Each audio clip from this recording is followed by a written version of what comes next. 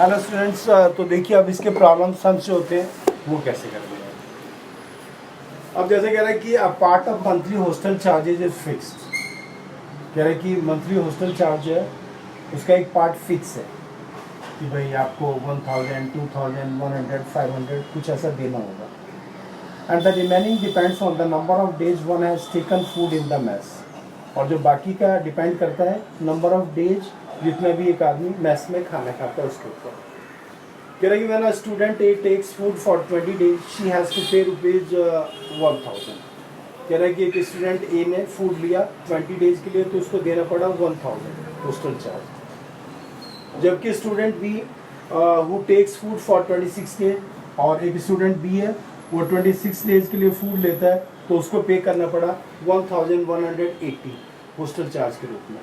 तो find the fix charge and the cost of food per day. तो let fix charges B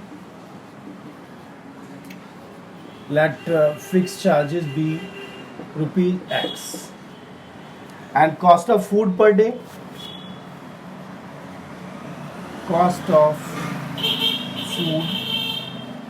day, इसको हमने मान लिया बेटे ₹Y। अब कहता है कि एक स्टूडेंट ए जो है उसको 1000 पे करना पड़ा हॉस्टल चार्ज अगर वो 20 डेज फूड लेता है तो 20 डेज में एक तो पहले उसको फिक्स चार्ज देना पड़ेगा, तो हो गया फिक्स चार्ज। और cost of food per day means 1 day का कॉस्ट जो है फूड का वो Y है, तो 20 डेज का 20Y हो जाएगा, तो उसको पे करना पड़ा है 1000।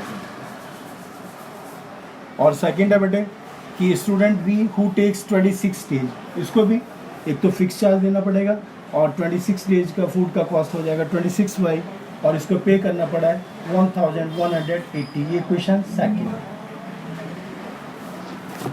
तो ये आपके पास दो इक्वेशन है, फर्स्ट और सेकेंड।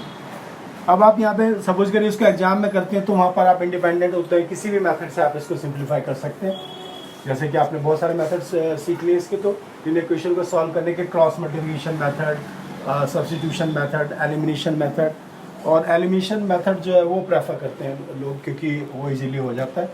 अब जैसे मैं अगर इसको एलिमिनेशन मेथड से सिंप्लीफाई करना चाहता हूँ तो उसके लिए मुझे किसी भी एक कोफिशिएंट के, किसी भी एक वेरिएबल के, variables are X and Y, इसके कोफिशिएंट इक्वल करने होते हैं।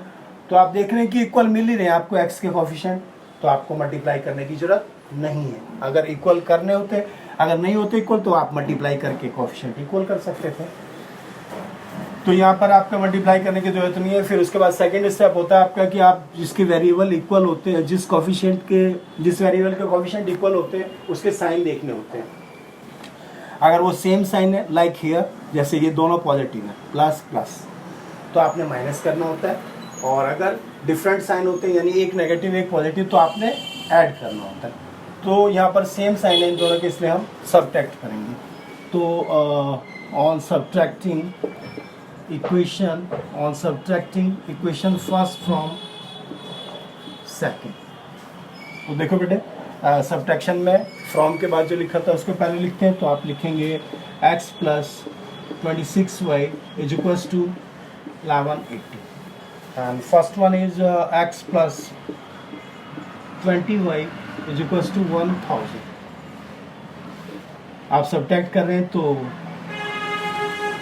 नीचे जो इक्वेशन है उसके सारे टर्म्स के साइन चेंज करेंगे। प्लस है तो माइनस, प्लस है तो माइनस, और ये प्लस है तो माइनस। अब ये प्लस x और माइनस x आपस में कैंसिल हो रहे हैं।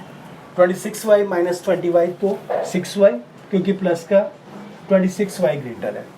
और यहाँ पर आपने इसको माइनस किया तो 180, क्योंकि प्लस का 1180 ग्रेटर था। उसके बाद y = पॉजिटिव वैल्यू ग्रेटर थी, इसलिए प्लस का साइन आया। फिर 180 6 मल्टीप्लाई में था, इसके डिवाइड में चला जाएगा, इधर लाएंगे तो और ये आ गया आपका 6 3 18 और 0, y की वैल्यू 30 आ गई। अब y की वैल्यू आप किसी इक्वेशन में पुट करके इसको x की वैल्यू फाइंड कर सकते हैं। तो on substituting value of y in equation first में पुट करते हैं तो equation first is x plus 20y, तो x plus 20y 20 into 30, 20y means 20 into y, कोई भी साइन नहीं इनके बीच में, इसकी दोनों की मल्टीप्लाई हो रही है, और इधर 1000। उसके बाद इसको और आगे सिंप्लीफाई किया जाए तो x 1000 इनकी मल्टीप्लाई की तो 2 3 6 और 600 आ गया, उधर लेके गए माइनस 1000 माइनस 600 यानी 400, ये x की वैल्यू आ गई। तो ये आ गई इसकी फिक्स चार्जेस। तो आ गया आपका जो एक्सलेट किया था आपने, और cost of food per day वो आ गया ₹30।